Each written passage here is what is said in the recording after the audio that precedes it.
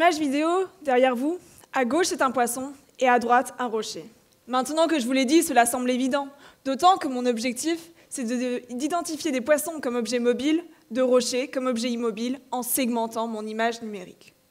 Il faut savoir que je travaille actuellement avec un biologiste marin, et il a placé des caméras à quelques mètres sous l'eau afin d'étudier des habitats de poissons. Cependant, il n'a pas le temps de regarder chacune des vidéos, et leur mauvaise qualité ne permet pas de distinguer un poisson d'un rocher.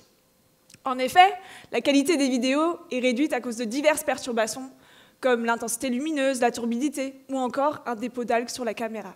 Mais en plus, sous l'eau, tout est en mouvement, car en fonction d'un courant, une algue ou un petit caillou peut être amené à bouger.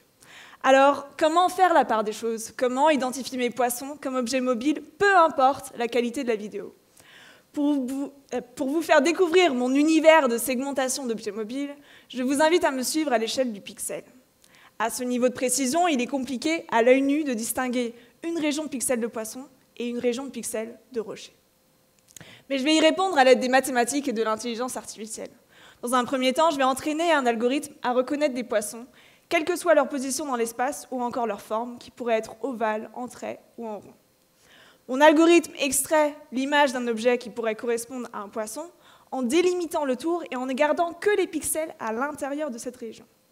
Ce traitement de l'image par segmentation d'objets mobiles rassemble donc tous les pixels appartenant au même objet et possédant les mêmes caractéristiques. Mais à ce stade, l'algorithme peut encore se tromper et il peut confondre une région de pixels de poisson avec une région de pixels d'un rocher.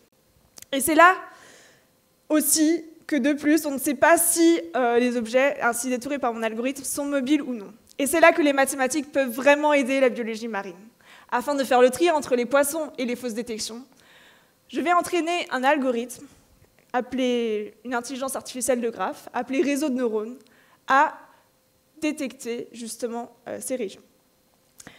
Donc, c'est une intelligence artificielle de graphes, les fameux graphes. Oui, c'est un peu compliqué. Donc, un graphe décrit les relations spatiales entre les différentes régions de pixels en comparant les caractéristiques de texture et de mouvement.